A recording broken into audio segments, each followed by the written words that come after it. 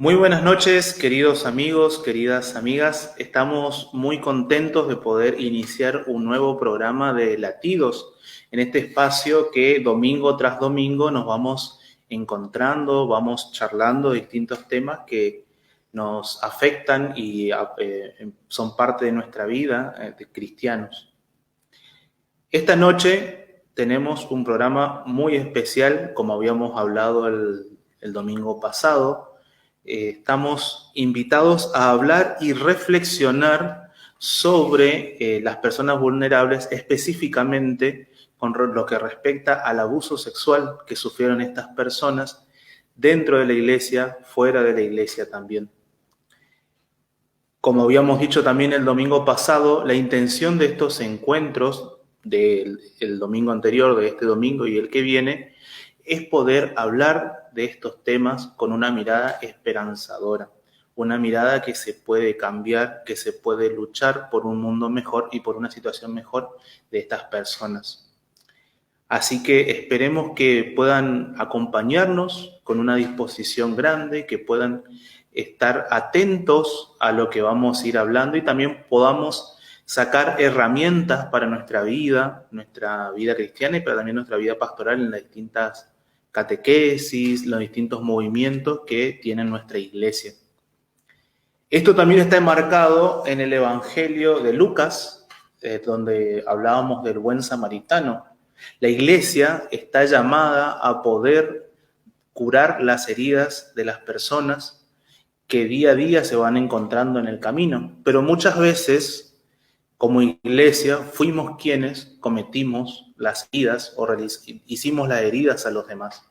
Entonces, también estamos llamados a sanar esas heridas producidas por miembros de nuestra iglesia. Así que antes de empezar y dar la bienvenida a nuestra invitada del día de hoy, vamos a hacer una pequeña oración donde encomendamos a Dios, escuchando su palabra, vamos a encomendar a Dios nuestra vida y también nuestro servicio y nuestro deseo y nuestro anhelo de poder ser samaritanos de las personas con las que nos encontramos día a día. En el nombre del Padre, del Hijo, del Espíritu Santo. Amén. Del Evangelio según San Lucas. Un maestro de la ley le volvió a preguntar a Jesús: ¿quién es mi prójimo? Jesús tomó la palabra y dijo: un hombre bajaba de Jerusalén a Jericó y cayó en manos de unos ladrones, quienes, después de despojarlo de todo y herirlo, se fueron, dejándolo por muerto. Por casualidad, un sacerdote bajaba por el mismo camino, lo vio, dio un rodeo y pasó de largo. Igual hizo un levita, que llegó al mismo lugar, dio un rodeo y pasó de largo. En cambio, un samaritano, que iba de viaje, llegó a donde estaba el hombre herido, y al verlo se conmovió profundamente. Se acercó y le vendó sus heridas, curándolas con aceite y vino.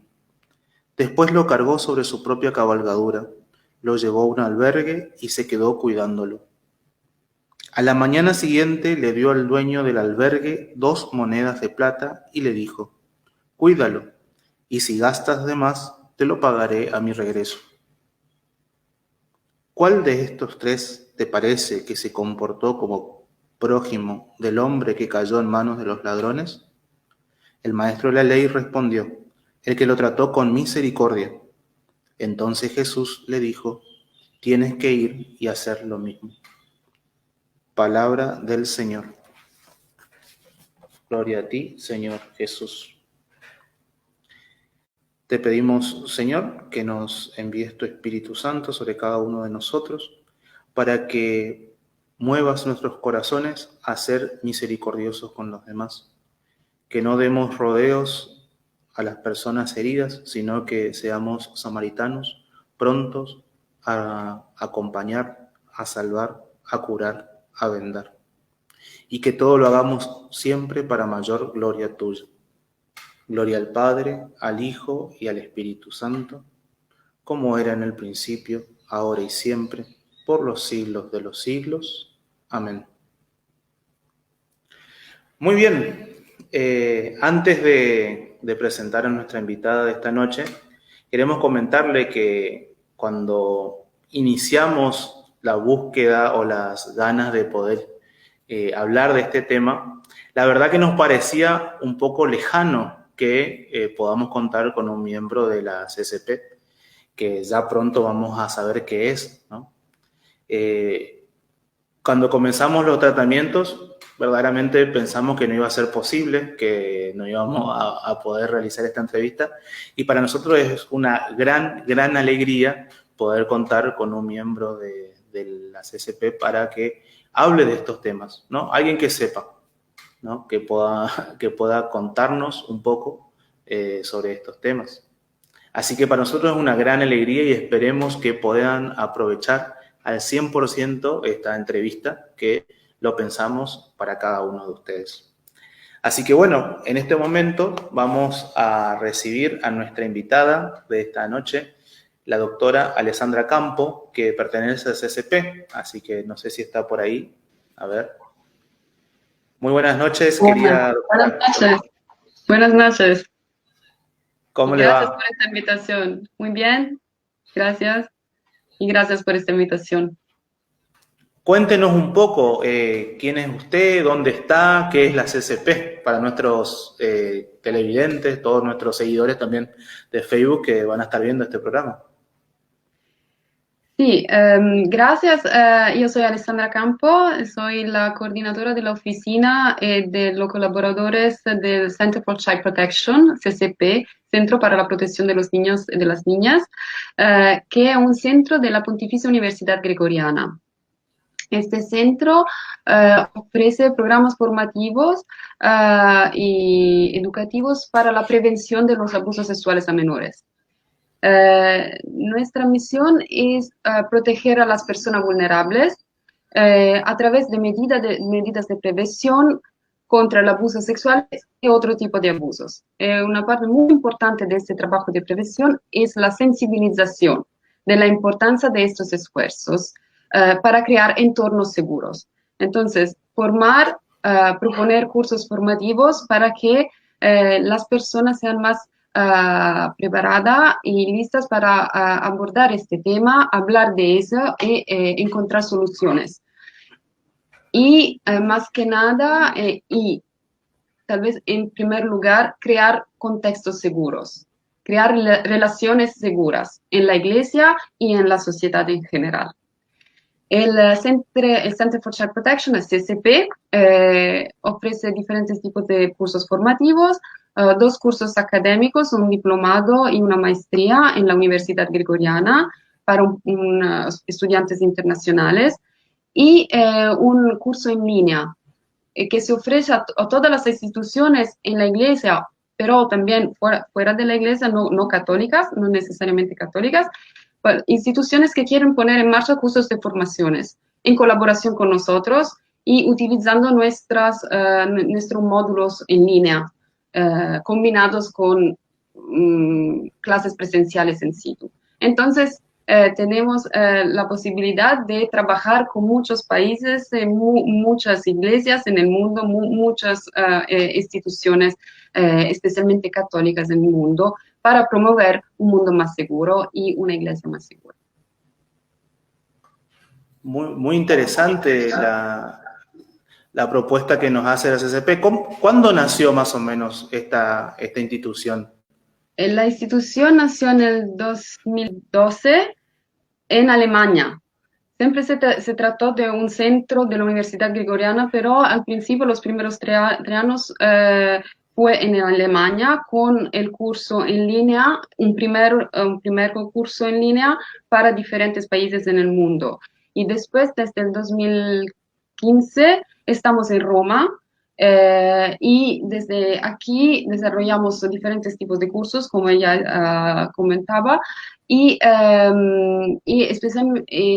particular hemos desarrollado un nuevo programa en línea y hacemos también conferencias, encuentros formativos presenciales cuando podemos ir a dar clases en persona. Muy bien, muchas gracias por tomarse el tiempo, como le habíamos dicho, ¿no? De Un poder gusto, este es participar. un servicio muy importante para la comunidad, entonces un gusto. Muchísimas gracias. Entonces vamos directamente a las preguntas que le habíamos formulado, que le queríamos preguntar a ustedes. Al empezar a hablar de este tema, ¿no? Primero y principal nos parecía importante poder definir a qué llamaríamos propiamente abuso. Mm. Eh, es difícil dar una definición única de abuso. Hay diferentes tipos de abusos y definir también el abuso sexual no es fácil. Pero en general podemos decir que el abuso siempre ocurre en una relación entre dos o más personas y las relaciones, en las relaciones siempre hay una persona con más poder y una persona con menor poder. Eso es normal, no es algo malo en sí. Siempre hay un desequilibrio de poder en las relaciones. Los padres con los hijos, los sacerdotes con los feligres, los profesores con los estudiantes. Es normal que hay un desequilibrio de poder. Pero este desequilibrio puede tener implicaciones graves, cuando la parte más fuerte se aprovecha de la otra en beneficio propio y abusa de este poder causando daños a la otra persona para un beneficio personal. En este caso podemos hablar de abuso. Hay muchas definiciones. Aquí tengo una definición muy clara de abuso sexual en general. Es la definición de la Organización Mundial de la Salud. Voy a leer. Abuso sexual. Todo acto sexual. La tentativa de consumar un acto sexual. Los comentarios o insinuaciones sexuales no deseados o las acciones para comercializar o utilizar de cualquier otro modo la sexualidad de una persona mediante coacción por otra persona, independientemente de la relación de esta con la víctima, en cualquier ámbito, incluidos el hogar y el lugar del trabajo. Entonces, como podemos ver, se trata de que una persona um, um, está en una actividad sexual contra su voluntad. Pero no soltanto el acto sexual, también el tentativo de consumar un acto sexual, o los comentarios, las palabras, los que decimos sobre a una persona en el ámbito sexual puede ser un abuso. Y otro aspecto muy importante es que hay un abuso ocurre cuando una persona entra en una actividad que estimula sexualmente al abusador, pero que la víctima no puede comprender. Si pensamos a los niños no entienden completamente el significado del acto sexual. Entonces no pueden decir, sí, quiero hacerlo, comprendiendo completamente de qué se trata. Entonces no son libres de hacerlo completamente. En este caso se dice que no hay un consentimiento informado. Y cuando no hay este consentimiento, siempre se trata de abuso. Naturalmente, esto siempre pasa en un contexto de desequilibrio de poder, como hemos visto. Entonces, el abuso sexual siempre es un abuso de poder, pero no solamente. Se trata también de un abuso de conciencia. Podemos pensar a los abusos cometidos por sacerdotes. El sacerdote tiene una autoridad religiosa y espiritual y puede manipular la conciencia, la confianza de las personas. Cuando eso pasa, se trata para un beneficio personal, de tipo sexual, por ejemplo. En este caso hay un abuso sexual que es también al mismo tiempo un abuso de poder y un abuso de conciencia y un abuso de confianza. si pensamos a los padres con los hijos o las hijas, y la obediencia de los hijos y de las hijas pueden convertirse en instrumentos abusivos que los padres utilizan para abusar de sus hijos o sus hijas. Y esto también explica por qué, aunque no siempre sea mediante violencia física, el abuso sexual siempre es una forma de violencia, porque se utiliza un poder mayor para abusar de un poder menor, de una persona que tiene menor poder. Entonces siempre se trata también de una violencia, entonces de un crimen también. Entonces se podría decir que todo abuso sexual comienza, de cierto modo, con un abuso de poder, En o general, en general. en general podemos decir que no hay abuso sexual sin abuso de poder. Eso podemos decirlo. Es difícil decir cuando termina el abuso de poder y empieza el abuso sexual, pero son dos diferentes aspectos del mismo fenómeno. Y esto explica también por qué no se puede entender el abuso sexual sin entender la importancia de la relación, del contexto relacional. Y por qué para la prevención es tan importante construir relaciones saludables, correctas. Porque en la relación hay siempre un desequilibrio de poder y en la relación puede ocurrir el abuso, cuando se abusa de este poder. ¿Y cómo podríamos hacer para identificar, por lo menos así, algunos elementos el abuso, digamos? ¿Cómo podemos hacer para encontrarnos o ver estos? Esta es una demanda muy difícil. Tenemos muchas unidades en línea para responder a esta pregunta. No es posible aquí explicar todos los aspectos, pero en general, la cosa más difícil es que no hay elementos claros para identificar a una víctima. La cosa mejor sería que la víctima pueda denunciar el abuso, pero esa es la cosa más difícil, especialmente cuando hay un contexto donde las personas no están listas a escuchar y a creer a lo que la víctima dice. Y esto lamentablemente es algo que pasó en el pasado en la iglesia también. Normalmente hay algunas indicaciones cuando el niño, por ejemplo, tiene un cambio de comportamiento. Improvisamente se comporta de manera diferente, o no quiere ir a la escuela, o no quiere estudiar más, o no quiere estar con otras personas, o siempre ha sido un hijo abierto hacia los otros, que quería estar con otros niños, e improvisamente no quiere hacerlo más. Este cambio de comportamiento puede ser una indicación, señal de abuso. Y por otro lado, identificar a los abusadores no es fácil porque hay muchos tipos diferentes de abusadores.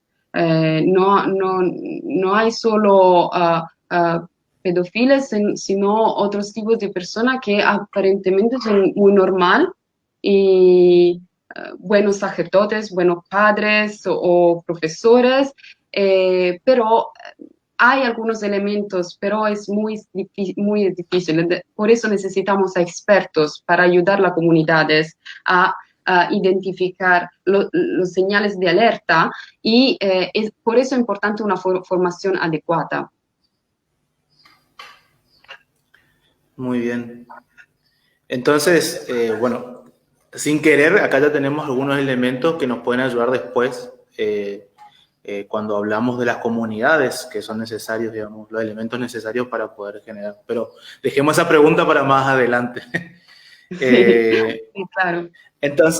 Entonces Ante estos casos de abusos que se fueron dando dentro de la iglesia, que a muchos dolió, generó muchas heridas, como habíamos dicho al principio de este programa, eh, ¿cómo enfrentó la iglesia y enfrenta la iglesia así a nivel mundial eh, estas situaciones? Porque nosotros podemos hablar solamente de realidades pequeñas de nuestras diócesis, pero ustedes al trabajar quizás de un modo un poco más amplio que nosotros, ¿cómo la iglesia hace para enfrentar y enfrenta estas situaciones? La manera en la que la Iglesia ha enfrentado este problema ha cambiado mucho en el tiempo y en el pasado lamentablemente se cometieron errores. Errores, en primer lugar, vinculados a la ignorancia, porque no se conocía el fenómeno y nadie estaba preparado. Por otro lado, hubo también dinámicas que son recurrentes en las organizaciones donde ocurren abusos, no solamente en la iglesia, pero escuelas, la familia también. Hay una tendencia general a no creer a las víctimas, como decía, negar, esconder el abuso y las organizaciones quieren protegerse a sí mismas, a la propia imagen, protegiendo el abusador. Este fue el caso, por ejemplo, en la iglesia, algunas veces ahora todavía pasa, lamentablemente, de los sacerdotes abusadores que simplemente se cambiaron de parroquia. Es un tentativo para proteger la imagen de la iglesia, pero el resultado es el contrario, es el contrario. Lo que faltó y algunas veces falta en las diferentes organizaciones es lo que al CCP llamamos Victim First Approach. La víctima es el centro. Partir del punto de vista de la víctima. Escuchar a las víctimas. Entender su sufrimiento.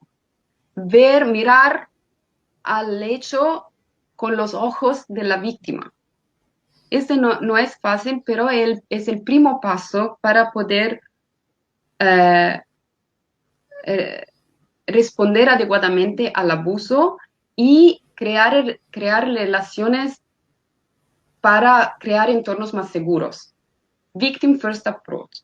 La víctima está en el centro. Su punto de vista es el punto de vista más importante en este contexto. Debemos decir que ahora en la iglesia podemos ver un cambio de perspectiva. Efectivamente, en los últimos años hemos visto muchos cambios y el estímulo del Papa Francisco fue muy importante, el estímulo a escuchar a las víctimas, hablar con ellas, escuchar lo que tienen que decir, que contar. Y hemos visto en los últimos años importantes eventos en este contexto.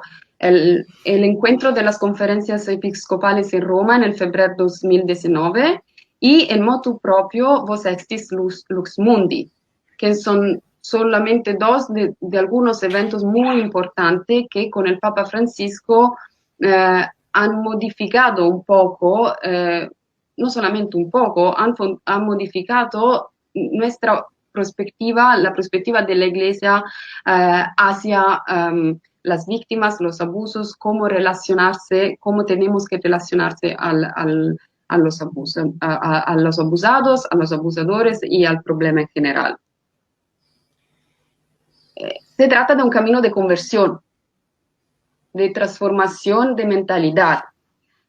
Y en todas las organizaciones, no solamente en la iglesia, este cambio radical no es fácil, requiere tiempo. Por eso la formación es tan importante, para que se pueda modificar no solamente la comprensión racional, pero también el corazón, la manera de mirar al problema y a las personas vulnerables. Claro, y esto también nos lleva a pensar y a preguntarnos, ¿no? ¿Cuál sería el papel específicamente del laico en la prevención y el acompañamiento de las víctimas de abuso? Porque lo que usted nos contaba un poco es, si se quiere, es el papel de los sacerdotes, de los ministros, de los obispos que están tratando de generar este cambio de conciencia dentro de la iglesia. Entonces, a veces, por lo menos en nuestra región, acá en la Argentina, se tiende a pensar que muchos de los problemas o actividades de la iglesia es cosa de los curas, de los obispos solamente. Y entonces, ¿cuál sería el papel del laico en esto que usted nos está contando del cambio de paradigma, de la conversión, en la prevención, en el acompañamiento?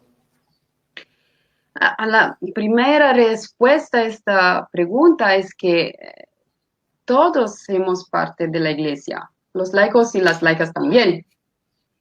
Entonces, todos tenemos la responsabilidad. El problema de los abusos en las organizaciones es normalmente un problema sistémico. Hay un sistema que tiene dinámicas peligrosas. El sistema iglesia puede tener estas dinámicas también y le ha tenido, porque hemos el problema de los abusos en la iglesia. Y el Papa Francisco ha hablado de eso cuando habla del clericalismo. Una manera de entender el poder, relación de poder, que no es la manera justa. El Papa ha escrito una carta para el pueblo de Dios, para los sacerdotes, los consagrados y los laicos, porque todos somos pueblo de Dios. En esta carta leemos que el clericalismo es una manera anómala de entender la autoridad de la iglesia. Este es un problema de la iglesia, de la autoridad de la iglesia. Esta es una manera anómala de entender la autoridad y el poder de la iglesia. Y escribe el Papa, tan común en muchas comunidades en las que se han dado las conductas de abuso sexual, de poder y de conciencia. Otra vez vemos estos abusos vinculados, sexual, de poder, de conciencia.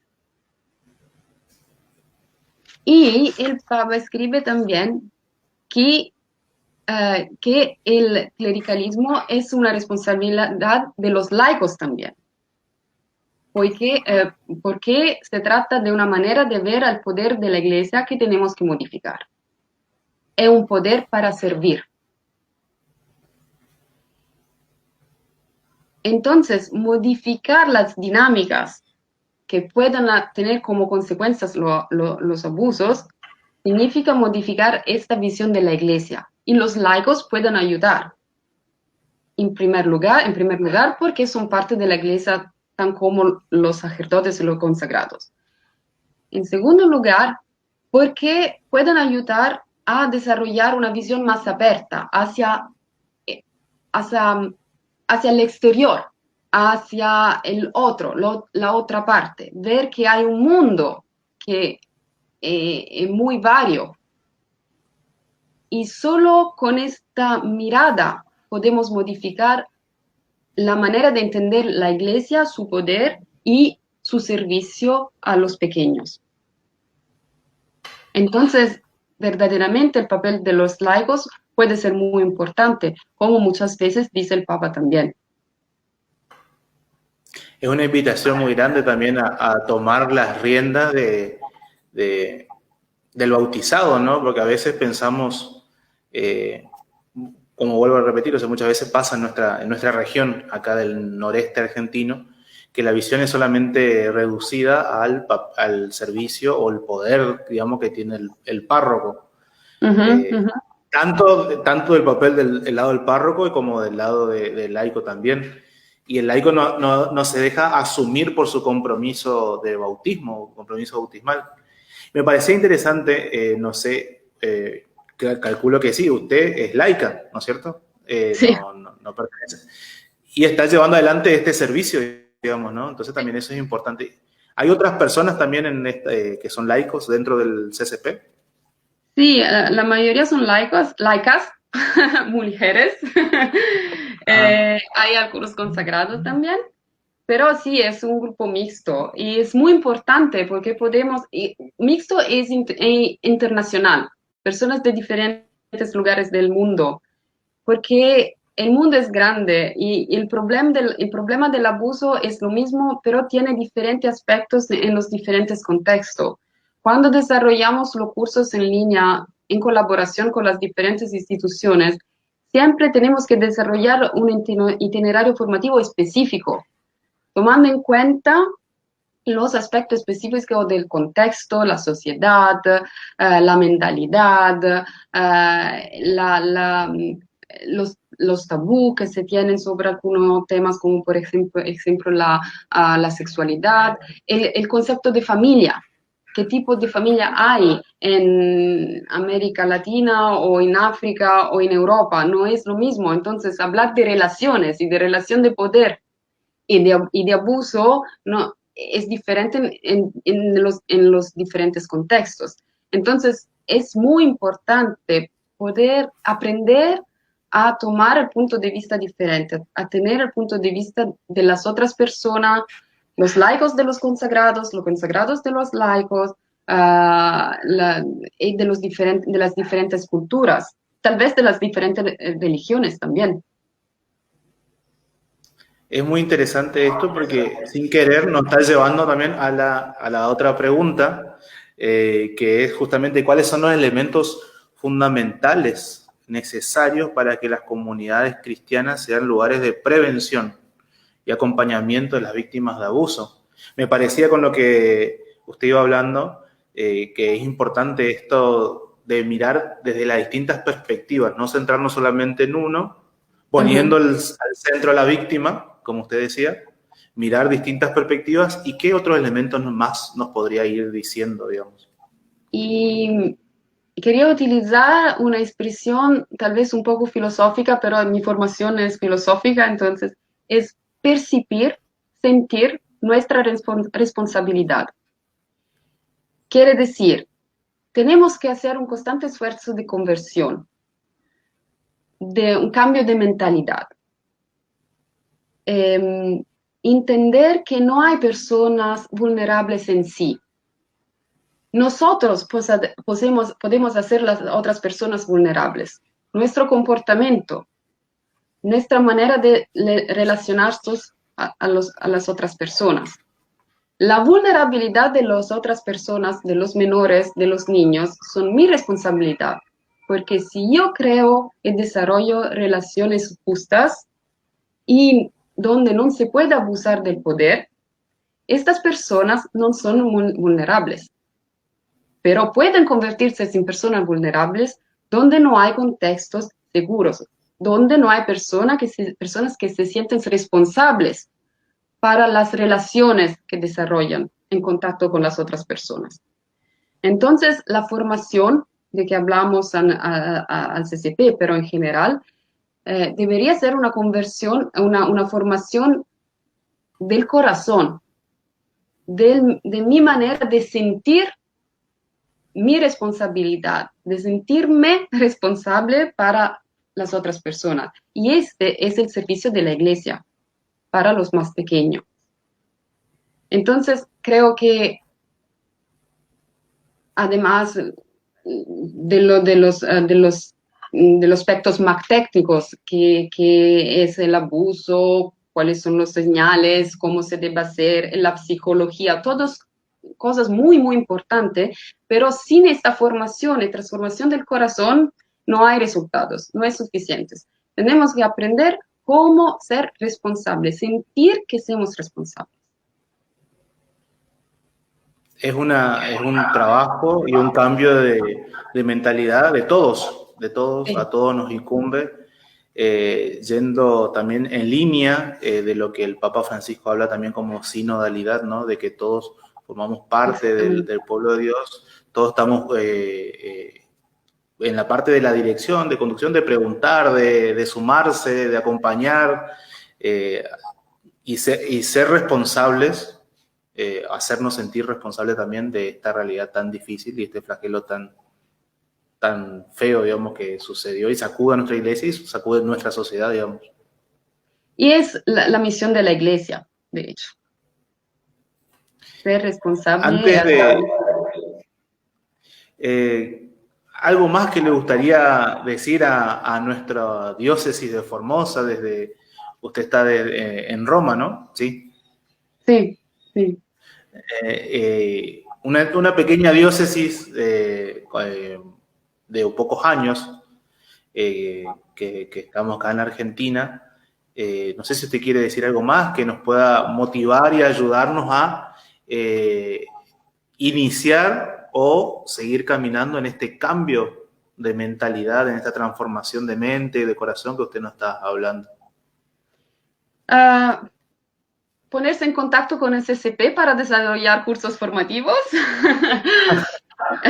Esta es una posibilidad, nos gustaría estar al servicio de estas realidades, pero en general, este tipo de espacios para compartir, discutir, hablar. La gente tiene que hablar del problema.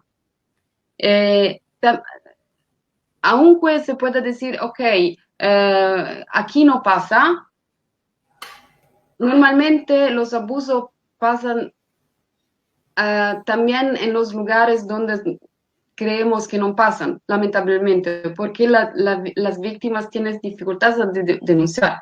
Pero también en los lugares seguros es importante promover que se continúe a hablar de eso, a crear espacios para que las personas puedan hablar y las otras puedan aprender a escuchar.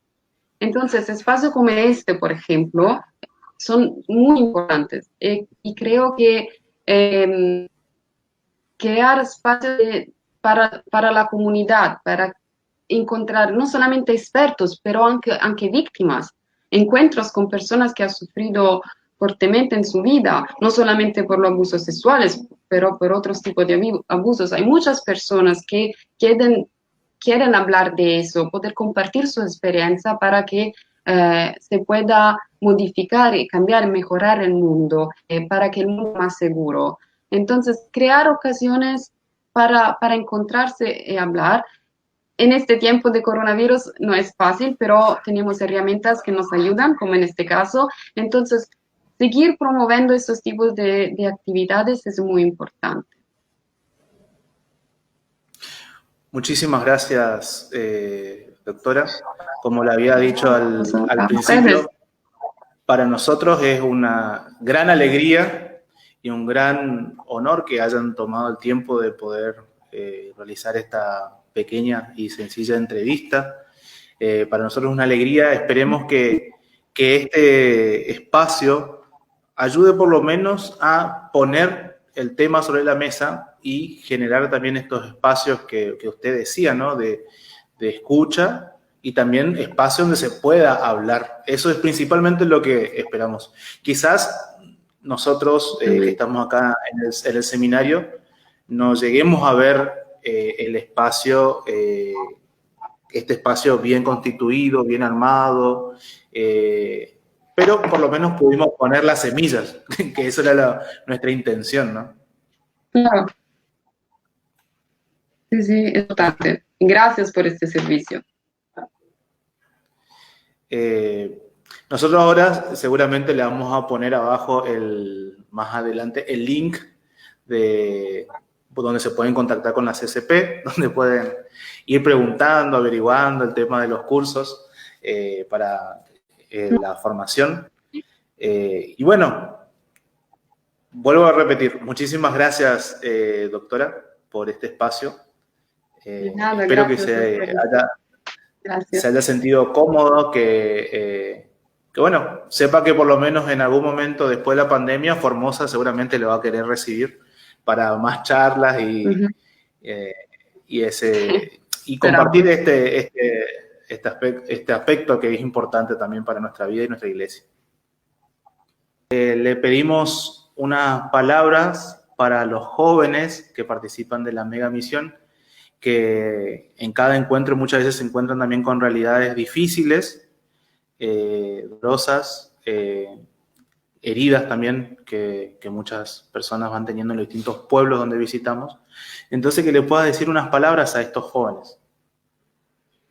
Sí, quiero dar mi saludo a los jóvenes de Megamisión que trabajan, ofrecen su servicio en contextos en realidades muy difíciles. Mi deseo para que tengan el valor para promover la conversión del corazón de que hemos hablado hoy, para que a pesar del sufrimiento, de las dificultades, puedan contribuir con la fuerza y la energía de la juventud a modificar nuestra mirada hacia las necesidades de las personas, de los más pequeños, y, y puedan verdaderamente aprender a sentirse responsables para los otros, para los otros. Muchísimas gracias por sus De nada, palabras. gracias a ustedes. Así que bueno, nos despedimos. Ahora sí, nos despedimos con mucha alegría de haber puesto un granito de arena en este proceso de cuidado y de cambio de mentalidad que estamos invitados a enfrentar en los años que vienen. Así que muchísimas gracias. Gracias a ustedes y hasta pronto. Dios quiera que sea hasta pronto.